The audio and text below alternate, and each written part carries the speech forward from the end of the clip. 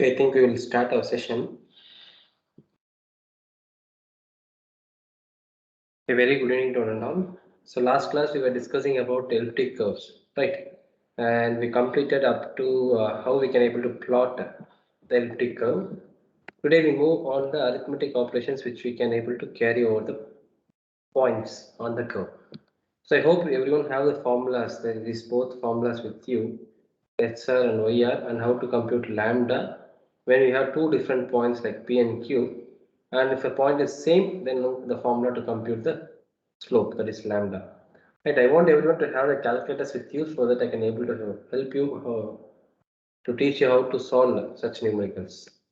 Okay, suppose as I said, if you have a multiplication, we will be going with the repeated addition of the points. For example, if you want to find 4 times a point P, I will be adding the point P 4 times.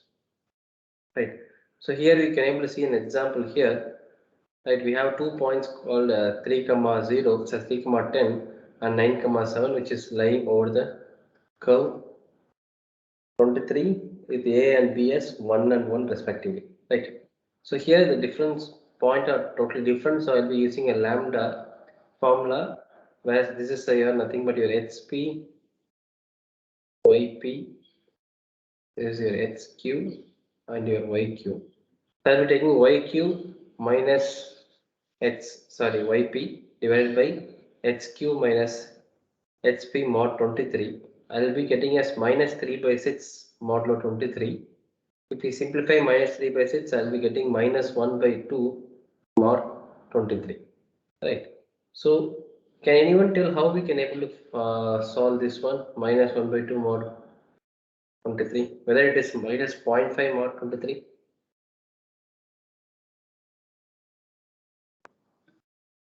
Is it so?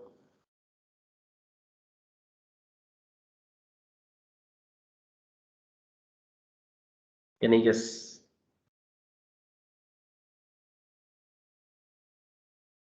Any idea from your side? Okay, I'll just tell you. So whenever you get a fraction like this, whenever you compute lambda, you'll be ending up with a fraction. So you have to rewrite this expression as minus 1 mod 23 multiplied with multiplicative inverse of 2, that is 2 inverse mod 23. So if I convert this minus 1 mod 23 into a positive value, I'll be getting 22 mod 23. So answer is 22 only.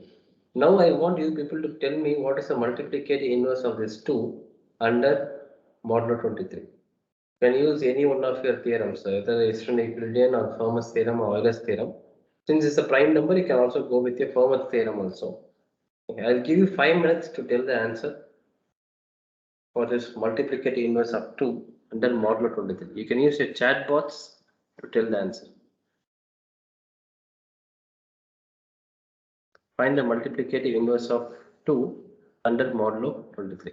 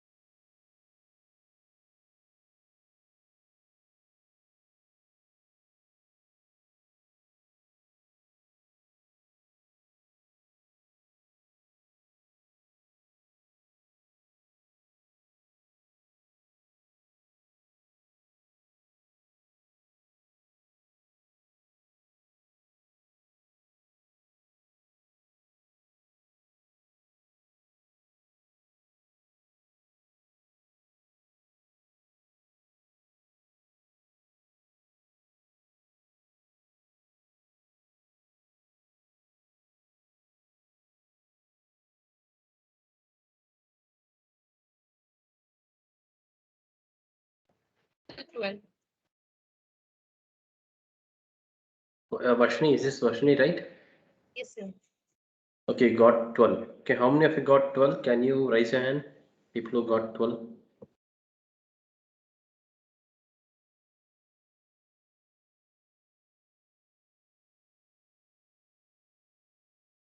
Okay. Shekhar got. Right. So here your answer comes to 12. Right. So 22 multiplied with 12 modulo 23, if you solve, you will be getting 11. Actually, this is the exact procedure to solve. Okay, if not, you can also go with this way. That is, find minus 1 mod 23 and the entire thing divided by 2 also will give you the same answer as 11. But I prefer this one because okay, later once you found the value of lambda, just substitute them in the formulas for your XR. That is lambda square is minus xp minus xq mod p. This is direct substitution. I think no need for much explanation here. You'll be getting your addition of points 17 comma 2. So 20, 17 comma 20, which is nothing but addition of 2 points p plus q. You can also check this. For example, here we have 2 points 3 comma 10 and 9 comma 7. If we add, I am getting 17 comma 20. This is the same curve only we just taken up, right? That is, you have 9 comma 7 and we have 11 comma 20. Yeah, what is the other point? 9 comma 7 and 3 comma 10, right? 3 comma 10. If we add them, we ended up with 17 comma 20. All the points are also lying on the curve itself, right? So in second, they ask you to find 2 times of point P, so the lambda formula changes. Here you are getting 1 mod 23 by 4. Suppose if you apply this last method which I said, 1 mod 23 obviously will be getting 4. I mean 1 as answer. 1 by 4 you can't take the answer. But if you think properly, 24 mod 23 is 1, right? So 24 mod 23 is 1. Otherwise you can go 24 divided by 4. Yes, it's you can go that way, or simple the way is nothing but 1 mod 23 multiplied with 4 inverse mod 23. Okay. So this way you can able to go to find the value of 2 times of p. Suppose if you ask 4 times of p point p, then once you found the value of 2p, you just go with one more addition of this point twice. You'll be getting the answer for 4 times of p. Is it clear, guys, regarding this addition of 2 points, 2 different points, as well as a repetitive addition? If it is clear, raise your hand. If anyone have any doubt in this part, you can unmute and ask so that we can move on. Is it clear, guys? Okay, Vijay. Yeah. Right. Now I want you people to tell me the points for this one. Once you are done, I will finish this topic. Then we move on to next topic. They ask you define an elliptic curve E13, that is elliptic curve with the prime number 13 and values of a and b are 1 and 1. So can you people let me know the answer? So you have your, I want you people to tell me the points. Prime number is 13, so your points will be starting from 0, 1, it goes up to p minus 1, that is 12. Okay, and your values of a is 1 and b is 1. I hope you know the general expression. Y square is equal to x cube plus ax plus b. Substitute the respective values and the modulo is 13 here. Let's see how much time you are taking. Now it is 6:13. I want you people to post the answer in the chat box. At least what you do is at least tell me the first 5 points. That will do. First 5 points. That is first 5 points in sense if you are substituting from 0, 1, 2, 3, I can go up to 5. 0, 1, 2, 3, 4 and 5. This one you substitute for both x and y and tell me the first 5 points which you are going to get in the chat box. With this I will wrap up this elliptic arithmetic.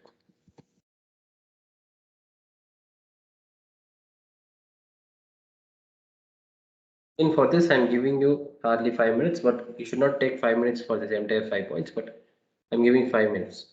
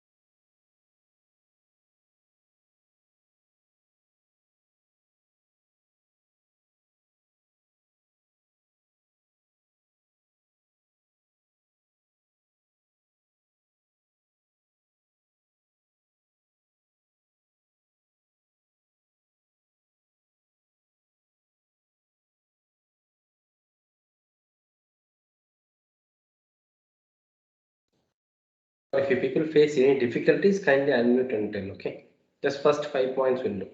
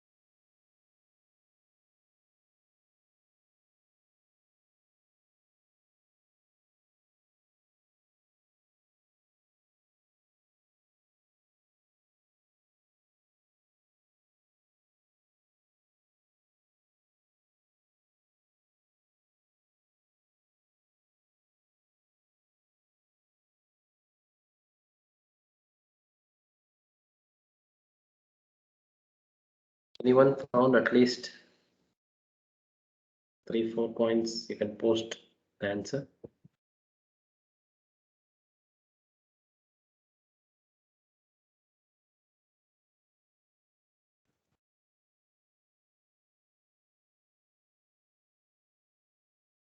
Okay, then give a try in your home. Response from your side. Root 70 and 4. Arun, I can't get your point. What is root 70? So y values. No need to actually. Okay, have you attended a class where we? Actually, sir, Found NAC work was going on, so I didn't. Now Okay, it's okay. finished. Okay, you just watch the previous class video. We no need to find the square root and all here. The simplest way I just taught here. Okay, just see through it. If you have any doubts, we'll discuss in the next class. Okay. Yes, sir. And now we move on to the next topic, the final topic of a module 2, that is principles of pseudo random number generation. So here we are just going to have only the introduction about pseudo random number generation. Then we'll see how this pseudo random number generation properly works based on the application the upcoming modules. Right. So actually the role of random numbers, if we take it, is a vital role in cryptography point of view, because the generation of random numbers plays major role especially in key generations. So whenever you want to generate keys, the key should be a unique one, so no one can able to repeat it. So during key generation,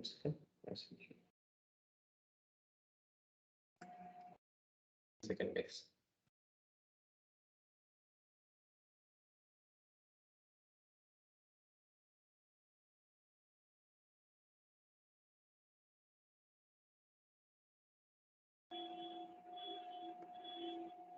I think there's an issue with my pen.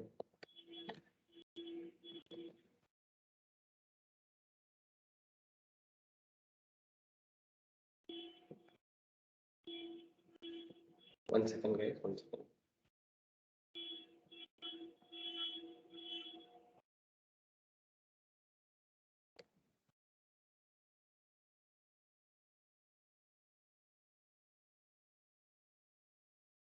Is the screen visible, guys? If it is visible, raise your hand. It is visible now.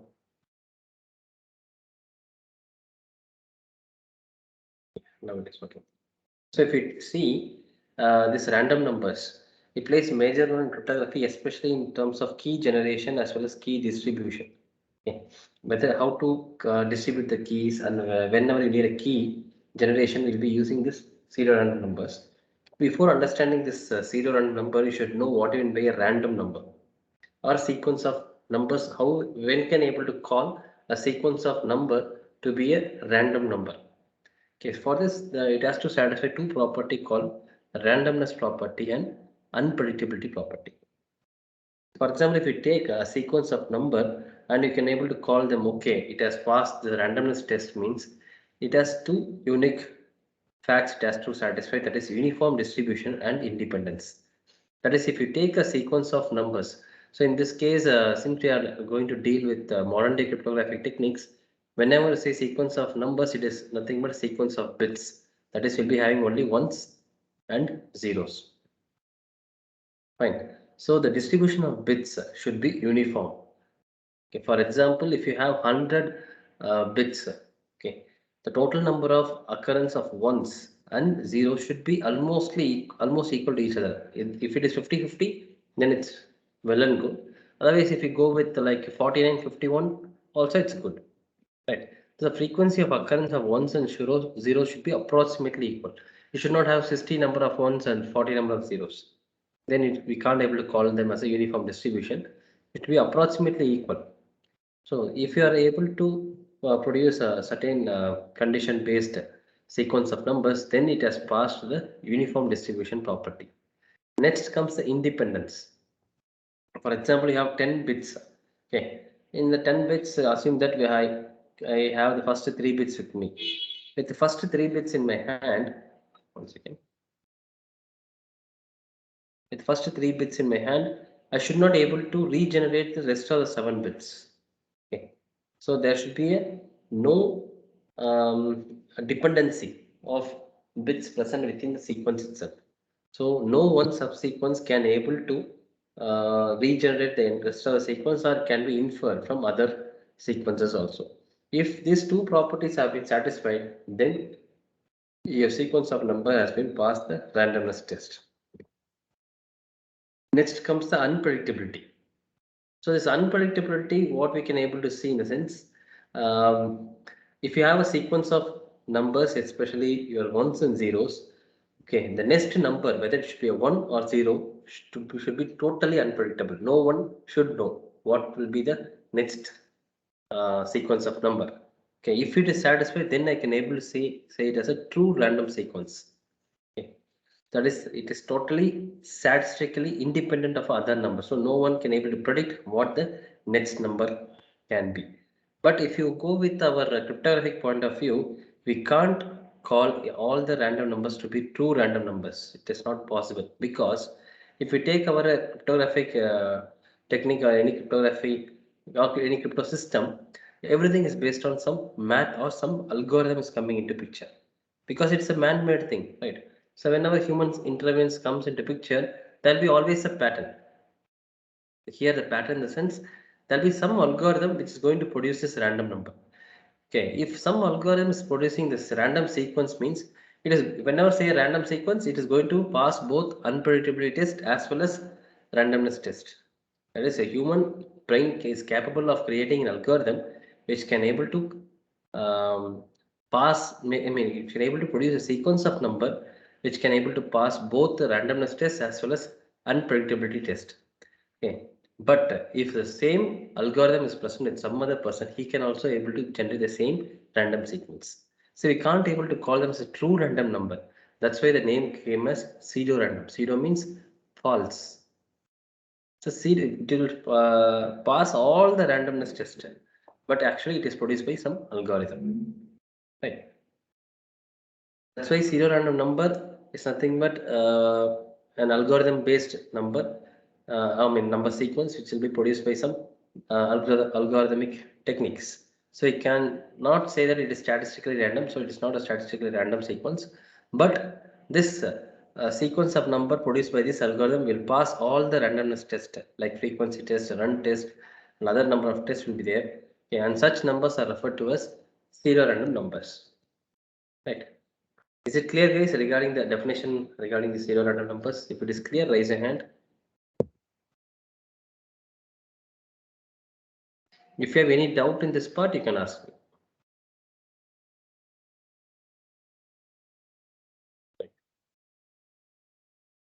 So what are different types of generators used for this random and pseudorandom number generators? We have three generators.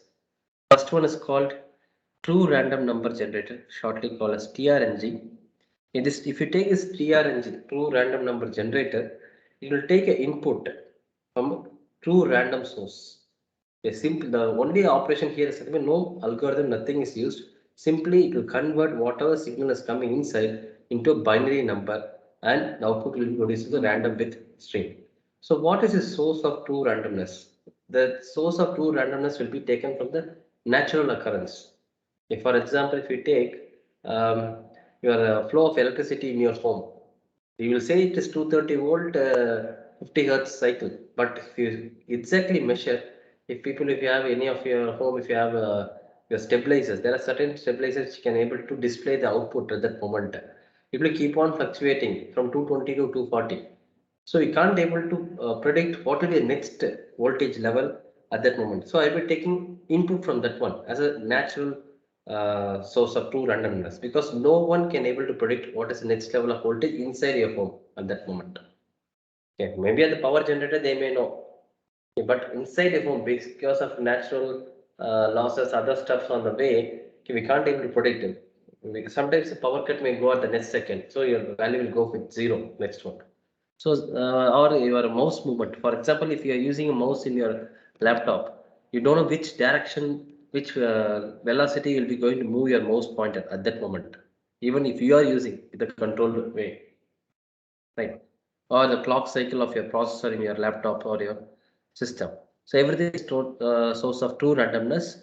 Okay, and this random data will be given as input. So this will be a true random sequence. Okay, this is the first one. Second one is called PRNG, which stands for pseudo random number generator. So the pseudo random number generator will have two input. One is called seed value, which is the first input value, and next one is a feedback from the output. So here the seed value is nothing but initial value. This seed value will be taken from your TRNG output. Okay. I'll be taking certain length of sequence, and I'll be initially giving the seed value. After this, the seed value will be fixed one. I won't keep on changing. But here the both inputs are given to some deterministic mathematical algorithm. This algorithm will produce me a random bit stream called a pseudo random bit stream, because it is based on some math here, and we have fixed inputs here. Okay. This is a pseudo random number generator. Then comes the third one, which is an enhanced version of pseudo random number generator called as pseudo random function. Okay. This will have additional one more input apart from this feedback and the seed value. Okay, and you can able to use the same algorithm here also, same math based deterministic algorithm, but here you'll be having an extra input called context specific value. What is this context specific value? In the sense, based on the application where you are going to use your pseudo random number generation. Okay, I'll be using like user IDs, your my application ID, my freshness sequence numbers. Those extra values, such extra sequence numbers will be given as an input here. This will give me a pseudo random value as output. Okay. The major difference between PRNG and PRF is nothing but the number of inputs and the output sequence which is produced. The length of the sequence will be varying between PRF and PRNG. Even if you give the same deterministic value, deterministic algorithm, the output will be varying. We will see how these things work based upon the application in the upcoming modules. These are different, three different ways of generating your random and pseudo random numbers. So whatever I just said, it's there in this three slides of our PRNG and PRF, right? So I think we have a brief understanding about serial random number and the three type of generators can be used for serial random number generation, right? Is it clear, guys? If it is clear, raise your hands. So the first one is for random, and the second and third uses the output of the random and makes pseudo-random variables, Yes, numbers. yes, but not all the output. For example, this will be keep on producing the random bit stream. But here the seed value based on the algorithm. So sometimes this algorithm will take the seed value should be like 8-bit seed value is enough. Means I'll take some random 8 bits alone. Random 8-bit and this 8-bit alone will be fed here. Apart from this one, I won't update this 8-bit. Then based on the feedback alone, it will keep on changing. Once the seed value is fixed, means it's a fixed value, 8-bit. But this 8-bit is generated from the two random source. Am I clear? Yes, sir. Yeah. What about others, guys? If you have any doubts, you can ask. Otherwise, raise your hands. Thank you, Ashni. Yeah, Arun, thank you. Okay. So with this, we are coming to a conclusion of our module 2. Now, you people all have the enough mathematical foundation for understanding all the rest of the modules. Okay, now, if you are clear with module 2, then it's like a piece of cake for you people for 3, 4, 5, 6, and 7 modules. Right, in this module, we just discussed number theory in finite fields, where we came across all your important topics in sense your Euclidean algorithm, extended Euclidean algorithm, definitions of group, ring, and field. Right. Then we came across Fermat theorem, Euler's torsion function, then Euler's theorem we discussed in this part. Then Chinese remainder theorem. Inside this discrete logarithm, before coming to discrete logarithm, we just saw this quadratic congruences, right? Quadratic non-residue residue types. Then inside discrete logarithm, we discussed about our order of the group, order of the element, primitive roots, and other stuff. Then we came across the important topic of elliptic arithmetic, right? And we concluded today with principles of pseudo-random number generation. Fine. So with this, we are concluding our module 2 as well as your CAT 1 syllabus. And for CAT 1, you will be having 3 10 marks.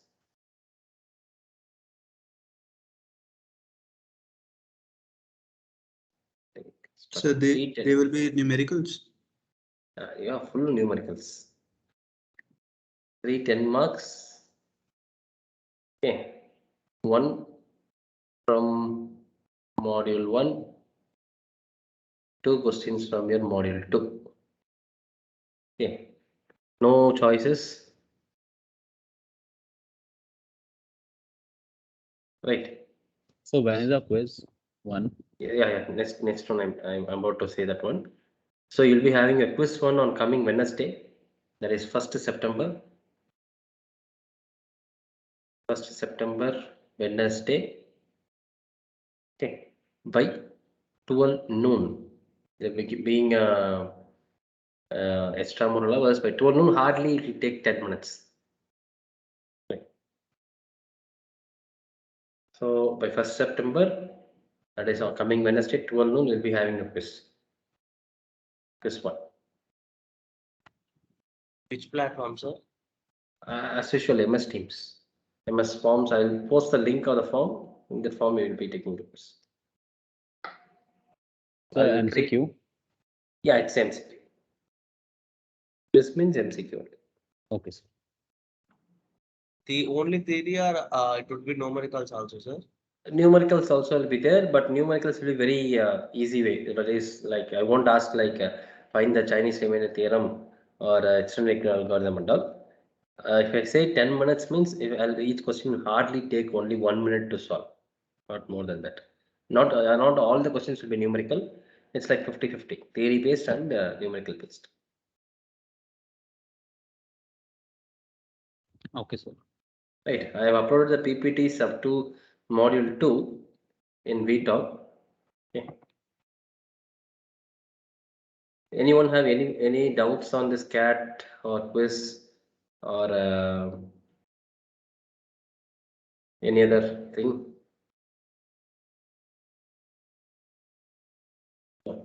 right? So before wrapping up, I will just have a brief introduction about our module 3. Next class we will start our module 3. Right. 1 second. I'll just open the PPT there. So Yes. for Cat 1, it will also be like 50% numerical, 50% theory. No, 100% numerical.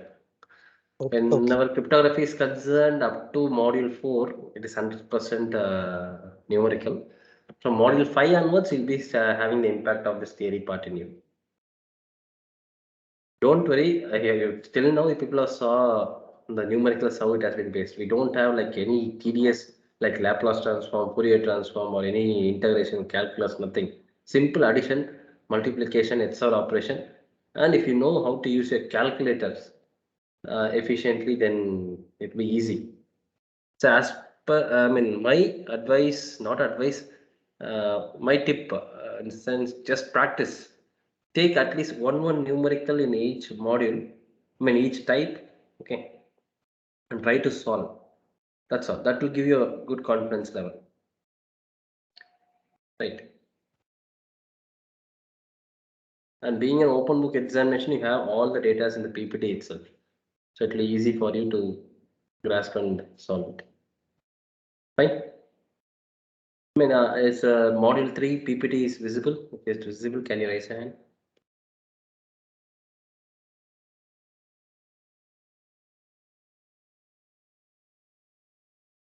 Okay. So the module 3, we are now entering into modern day cryptographic techniques. So hereafter we won't rely on with any conventional ways. This module 3 deals with symmetric ciphers, which is also called as public key crypto systems, other name for symmetric ciphers. So here we'll be starting a discussion based on what even with block ciphers, which we already have a discussion in our module 1. Right, we had this detailed discussion regarding this block ciphers, what is stream cipher and block cipher. Then we enter into the most important breakthrough techniques in our cryptography called DES and AES. Still, we are using this one nowadays. All your Wi-Fi passwords, even your hotspot, if you put in your mobile phone, they use AES algorithm nowadays, right? So DES stands for Data Encryption Standard, AES stands for Advanced Encryption Standard. Then we'll see the PN sequence generation, especially how it is used in our symmetric ciphers. Then we move on to stream cipher. Okay, I don't know why they've kept this public key cryptography technique in this module, but in the syllabus they kept this one. Actually speaking, public key cryptography is totally different compared to your private key cryptography. In this one, we will just discuss this RSA. Okay. It's also one of the breakthrough technique. So to start off with, we already had a discussion of the stream ciphers and block ciphers in our module 1.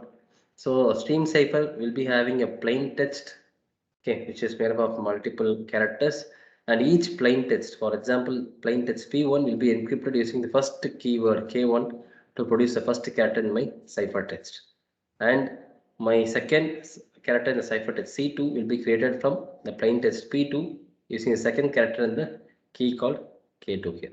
So for each and every character, I'll be using a different key in stream cipher. Whereas if we go with the block cipher, I'll be using a group of plain text will be kept as a single block, and the block will be encrypted using a single key. This is the point you people have to remember here. I'll be having only a single key to encrypt this block. So if we compare this block ciphers versus stream cipher, block cipher is computationally less complex compared to stream ciphers. Whenever your data size is very big, stream ciphers will be somewhat computationally complex compared to block ciphers. But stream ciphers are somewhat robust, I mean stronger compared to block, because each and every character is going to be encrypted using single key, unique keys, right? But for present day modern systems, we mostly go with the block ciphers because it is very useful for better analysis purpose and has broader range of application, because nowadays we need very fast response. If I give an input, at next millisecond I need the output, right? That fast we require. That's why most of the modern day block ciphers have been built over the modern most of the modern day cryptographic system are built over the block ciphers. Okay. And we already saw this diagram, right? And here you can able to see, like you have a plain text and cipher text. Here they say bit stream generation algorithm. During our first module itself, we just come across this one. Here only your PRNG or your PRF will play a role to create this random bit. And for producing this one, the seed value which used to say, right, the seed value here is nothing but the key called K. But this, if you give the key called K inside this pseudorandom number, it will, sorry, pseudorandom function, you'll be giving a cryptographic bit stream. And the same key and the same algorithm can be used at the receiver end to produce the same set of pseudorandom numbers, right? And as I said, in block cipher, I'll be using only a single key directly to encrypt the entire block. I hope the difference between a block cipher and your stream cipher is clear. If it is clear so far, can you raise a hand? Because this is the basics. If you are clear with this alone, you can able to understand why we are going with block ciphers.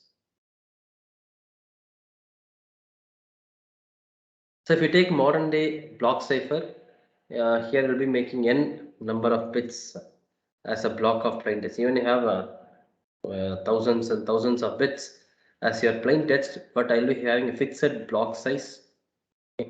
Called n bit of block will be taken and will be taken as a one block, and this n bit block will be producing a cipher text also made up of n number of bits using k bit key. Right. So here we can able to see an example here. They're asking how many padding bits in sense like extra bit, like how we used to do for our playfair cipher and hill cipher. Whenever we have falling short of any character, we'll be using a word called z or x, right? Like a add-on. Same way here they're saying that we have 100 characters in a message. Sorry guys. And each character is going to be encrypted using 8-bit ASCII value, right? And you're using a block cipher, and block will be accepting only 64 bits as a single block.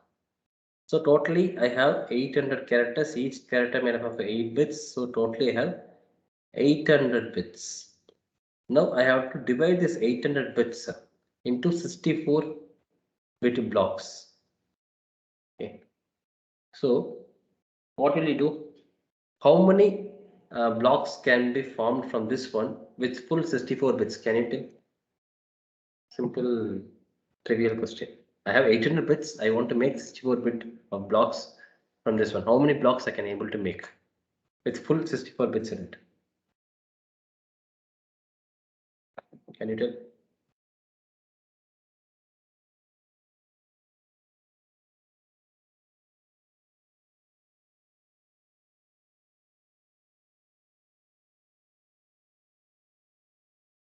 I hope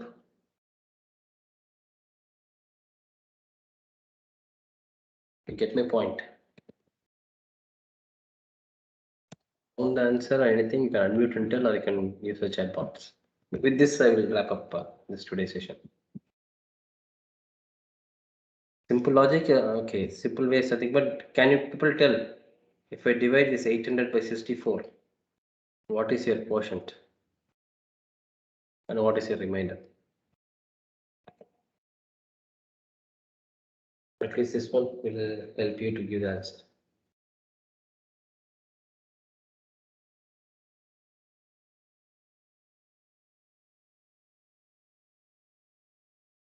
I hope you people get the question. Can you people respond something? 12. Yeah. The quotient is 12. The remainder will be getting as 32. So I can able to have 12 blocks, each block made up of 64 bit, and last block will have only 32 bit. But I have to fill them into 64 bit. How many more bits is required now to fill it?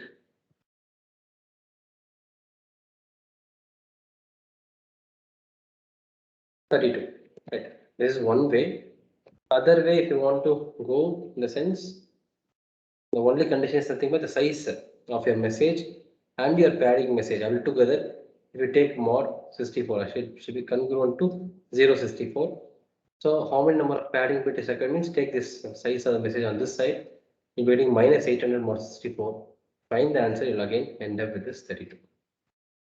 Okay. With this, we'll wrap up today's session. We'll see the other topics in the next class.